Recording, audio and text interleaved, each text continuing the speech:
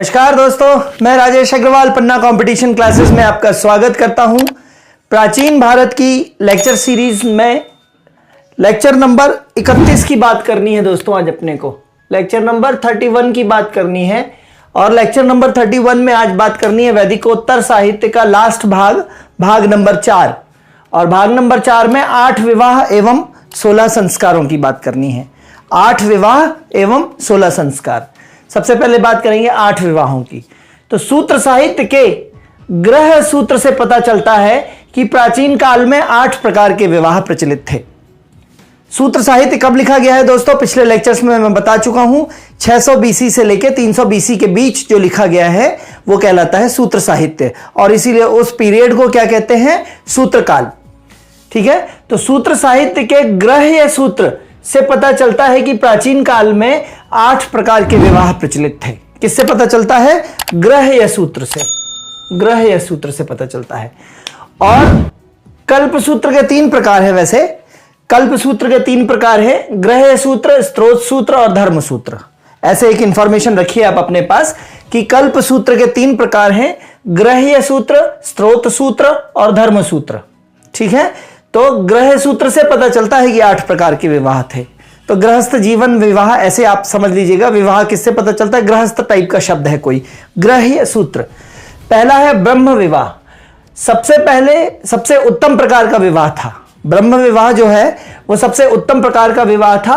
पिता वर को अपने घर बुलाकर विधिवत मंत्रोपचारों द्वारा अपनी कन्या सौंप देता था।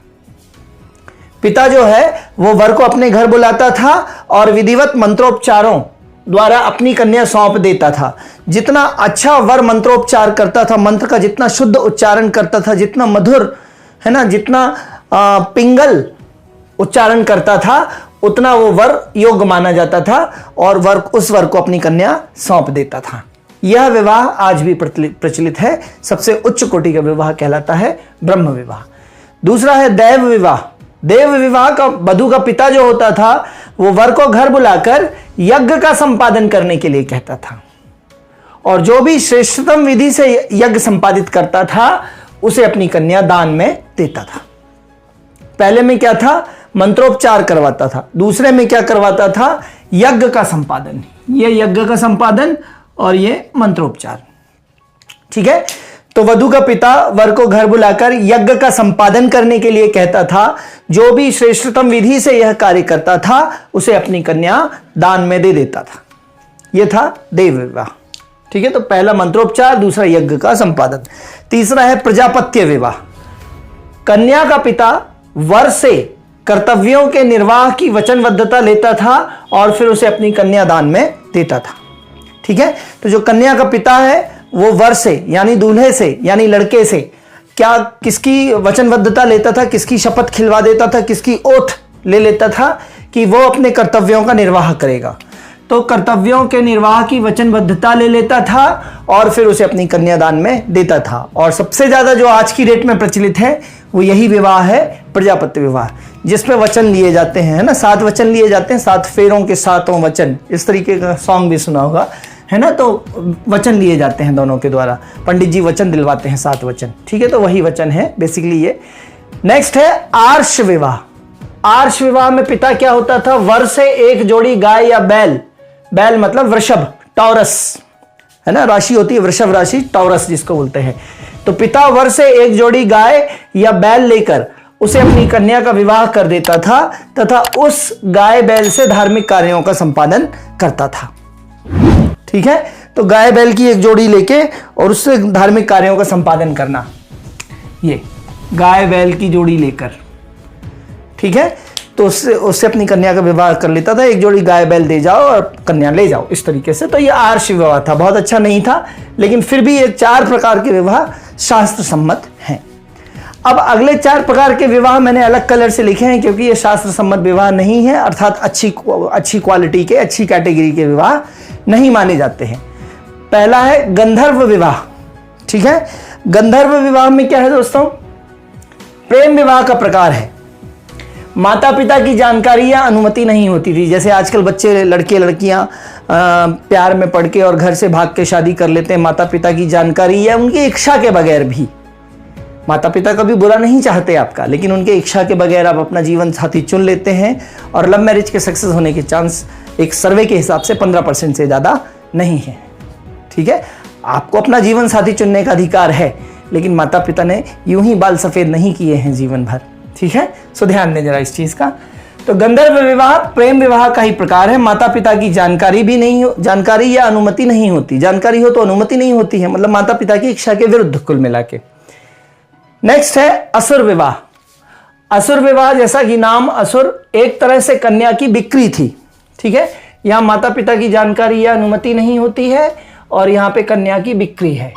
असुर विवाह क्या है? एक तरीके से कन्या की बिक्री थी। पिता वर से कन्या का मूल लेकर उसे अपनी कन्या सौंप देता था, है ना। आपने हिंदी मूवीज में, कई सारी मूवीज में देखा होगा कि ऐसा बूढ़ा सा एक विलन होता है और कोई गरीब बाप अपनी कन्या को, बहुत छोटी उम्र की कन्या को, उस बूढ़े से अमीर आदमी के पास छोड़ जाता है पैसे लेके। ऐसे आपने बहुत सारी फिल्मों में देखा होगा। वो असुर टाइप का विवाह कहलाता है ना। पिता शराबी होता है, वो अपनी शराब की पूर्ति करने के लिए, अपनी ऐश परस्ती की पूर्ति करने के लिए बड़े और रईस और बूढ़े आदमी से धन ले लेता है, बीमार आदमी से, और अपनी नवजात कन्या, बिल्कुल नई कन्या, है ना, को उसके हाथों में उस गर्त में धकेल देता है। वो कहलाता है असुर विवाह। कन्या की बिक्री थी। पिता वर से कन्या का मूल्य लेकर उसे अपनी कन्या सौंप देता था। राक्षस विवाह। राक्षस विवाह कन्या का अपहरण द्वारा विवाह किया जाता था। ये राक्षस विवाह होता है ना। कन्या को भगा ले जाके और फिर उसका विवाह कर लेना। ठीक है, तो ये है ना, दो तरीके का है। यहाँ कन्या खुद अपना अपहरण करवा लेती है प्रेम विवाह में, और यहाँ पे कन्या की मर्जी नहीं होती और उसका अपहरण करके उसके साथ विवाह किया जाता है। ये कहलाता है राक्षस विवाह। ठीक है, फिर नेक्स्ट है पैशाच विवाह, है ना। राक्षस विवाह में वो गाना नहीं है, वो गोविंदा की मूवी का, मैं तुझको भगा लाया तेरे बाप के घर से, इस तरीके से कुछ है ना। तो भगा लाया वाली बात है कन्या का अपहरण। पैशाच विवाह अंतिम प्रकार का विवाह है। पिशाच या पैशाच विवाह विवाह का सबसे निकृष्ट रूप है। ठीक है, यहाँ पे राक्षस विवाह में मैं कन्या का अपहरण कर दूं, और पैशाच विवाह का सबसे निकृष्ट रूप है। ठीक है दोस्तों, और निकृष्ट रूप है बलपूर्वक संबंध बनाकर विवाह किया जाता है। ठीक है, बलपूर्वक कन्या के साथ यौन संबंध बना लिए जाते हैं और फिर उन संबंधों को बनाने के बाद कन्या चूंकि उस अपराध बोध के तहत दब जाती है, समाज के डर से दब जाती है, और फिर उससे विवाह कर लिया जाता है। तो ये कहलाता है पैशाच विवाह।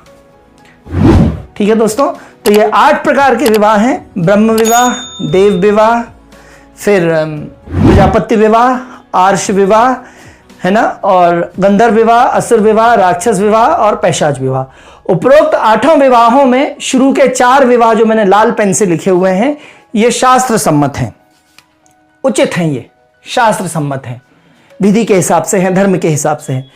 इन चारों में तलाक या विवाह विच्छेद की अनुमति नहीं थी। शुरू के इन चारों में तलाक या विवाह विच्छेद की अनुमति नहीं थी।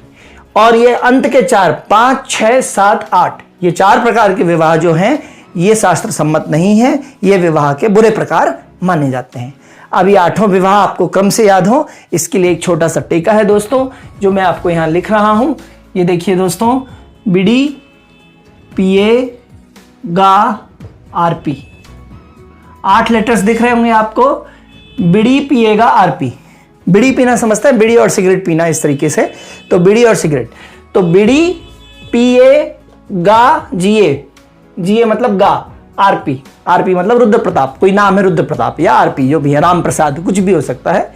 तो बीड़ी, पीए, गा, आरपी। तो बी मतलब ब्रह्म विवाह, डी से मतलब देव विवाह, पी से मतलब प्रजापत्य विवाह। सबसे ज्यादा कौन सा विवाह होता है, प्रकार आजकल प्रचलित है, प्रजापत्य विवाह। आर्ष विवाह, ये 4 अच्छे वाले। और फिर गंधर्व विवाह, असुर विवाह, राक्षस विवाह और पिशाच विवाह। तो बीड़ी, पीए, गा, आरपी, बीड़ी, पीए, गा, आरपी। ठीक है, बहुत सुंदर कोड है। मेंस में लिखने के लिए आपको छोटे छोटे ये टेके जो हैं बहुत ज्यादा मदद करते हैं, और बाकी डेफिनेशन आपके सामने है। ठीक है दोस्तों, तो लेक्चर पसंद आ रहे हैं तो लाइक, सब्सक्राइब, शेयर करते जाइए दोस्तों। और इस लेक्चर के डिस्क्रिप्शन में इंस्टाग्राम और टेलीग्राम की भी लिंक दी हुई है, वहां जाके उनसे जुड़िए, क्योंकि पीडीएफ वहीं पे मैं देने वाला हूं आपको। ठीक है, बहुत लंबी जर्नी है अपनी, लेकिन बहुत सुखद और उत्साह भरी जर्नी रहेगी, ये मैं आपको विश्वास दिलाता हूं। इसी के साथ बात करते हैं अपन 16 संस्कारों की।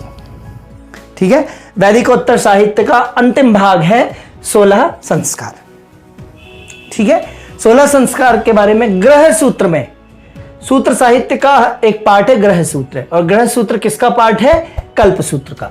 तो ग्रह सूत्र में 16 संस्कारों का उल्लेख है जो व्यक्ति के जन्म से पूर्व से लेकर मृत्यु के बाद तक संपन्न किए जाते हैं।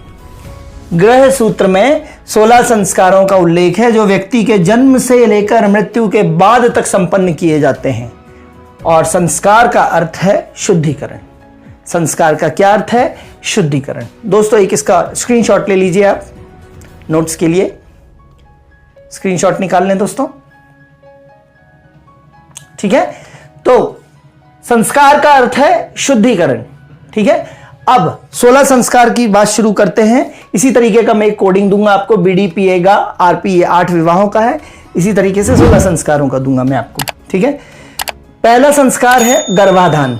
गर्भाधान मतलब कंसीविंग, है ना। जब माँ का रज है ना और पिता का शुक्राणु मिलके जब युग्मज बनाते हैं और वो उनके यूटेरस में इम्प्लांट होता है, गर्भाशय की दीवार में इम्प्लांट हो जाता है जब वो युग्मक, निषेचित युग्मक, ठीक है, तो उसी को बोलते हैं गर्भाधान या कंसीव कर लेती है माँ। क्या कर लेती है? कंसीव कर लेती है।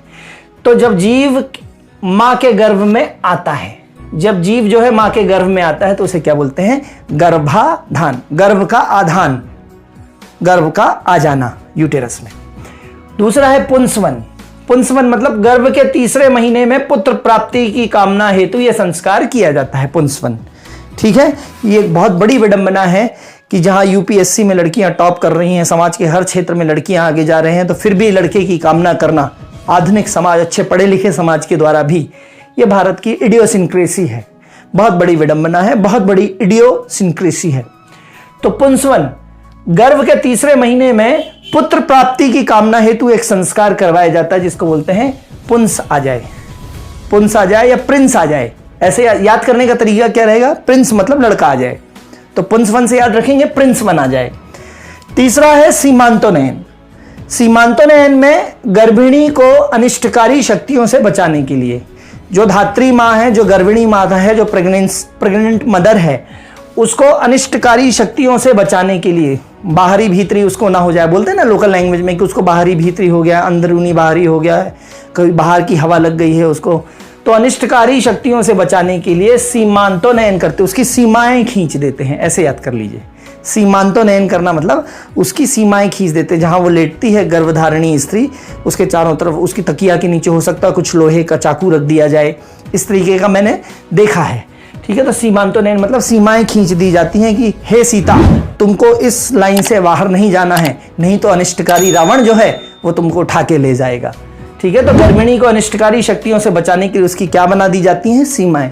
दोस्तों ये याद करने का तरीका है जो मैं आपको एनालॉजी के थ्रू समझा रहा हूं।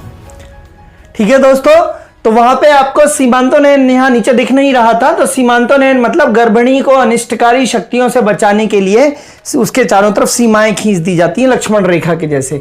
ठीक है, नेक्स्ट चौथे नंबर का जो संस्कार है वो है जात कर्म। जात कर्म में क्या होता है? बालक के जन्म के समय यह संस्कार किया जाता है जिसको जात कर्म बोलते हैं। बालक जैसी जन्म लेता है तो उसके समय जो संस्कार होता है वो जात कर्म संस्कार होता है।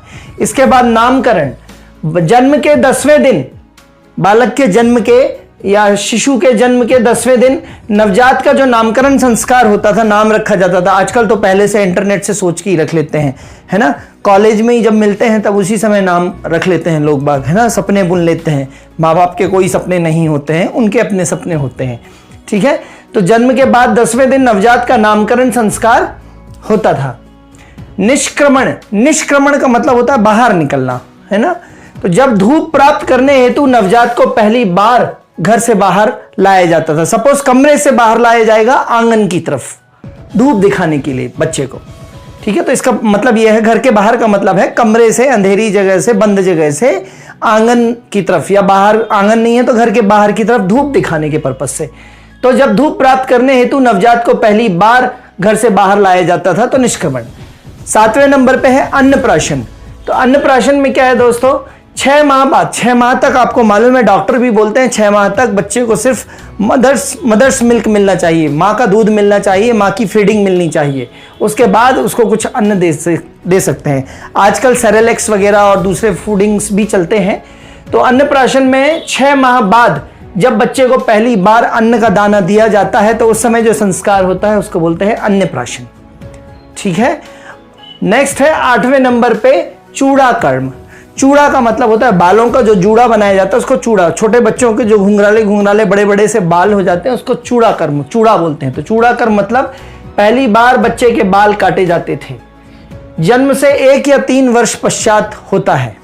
हर जगह अपनी अपनी परंपराएं होती हैं। कोई देवी जी के मंदिर में ले जाके काटता है, कोई अपने कुल देवता के स्थान में ले जाकर काटता है, कोई मध्य प्रदेश के मैहर माता मंदिर ले जाके काटता है। तो हर एक की जैसी जिसकी सुविधा बनती है वैसे वो अपने बच्चे के मुंडन संस्कार जिसको बोलते हैं, या चूड़ा कर्म या मुंडन संस्कार भी है, तो इसी को बोलते हैं। तो जनरली ये 1 या 3 वर्ष, जन्म के 1 या 3 वर्ष पश्चात बच्चों को करवाया जाता है ना। बच्चों के लंबे लंबे बालों को एक टर्मिनोलॉजी बोली जाती है उत्तर भारत में, बुंदेलखंड में झालर। बच्चों के लंबे लंबे बालों को क्या बोल दिया जाता है? झालर है बच्चों की वो। ठीक है। नेक्स्ट है कर्ण भेदन। जैसा कि आप जानते हैं कर्ण भेदन या इसको बोलते हैं कंछेदन। ठीक है। तो बच्चे के कान छेदने का संस्कार। अब तो बच्चे छिदवाते नहीं हैं। अब मेरे समय की मैं अपनी पर्सनल बताता हूं कि कंछेदन के लिए लोहा सिर्फ मेरे कान में टच कराया था, मेरे कान में छेद नहीं कराया था मैंने। ठीक है। तो कंछेदन संस्कार, इसको उत्तर भारत में कई जगह छठी संस्कार भी बोलते हैं कि बच्चे की छठी करवाना है। तो छठी का मतलब यही होता है कि उसका कंछेदन भी करवा लेते हैं उस समय। ठीक है। तो बच्चे के कान छेदने का संस्कार कर्ण भेदन कहलाता है। 5, 6 साल 7 साल में जनरली होता है।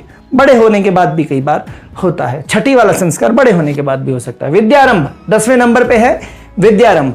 तो जन्म के 5वें वर्ष में विद्या का आरंभ होता है। वास्तव में शिक्षा अभी प्रारंभ नहीं होती है। जन्म के 5वें वर्ष में विद्यारंभ संस्कार होता है, लेकिन वास्तव में भी शिक्षा प्रारंभ नहीं होती है। शिक्षा कब प्रारंभ होगी? जब बच्चा गुरुकुल में चला जाएगा। तो फिर क्या होता है विद्यारंभ में? वेद पुराण रखकर उसकी पूजा अर्चना करके बच्चों को समझाया जाता है, इंट्रोड्यूस कराया जाता है कि ये वेद है, ये पुराण है, ये उपनिषद है, ये फला ग्रंथ है, ये फला ग्रंथ है, ये महाभारत है, ये रामायण है। तो इस तरीके से उसका विद्यारंभ के बीज डाल दिए जाते हैं बच्चों के दिमाग में कि इतना तुमको पढ़ना है।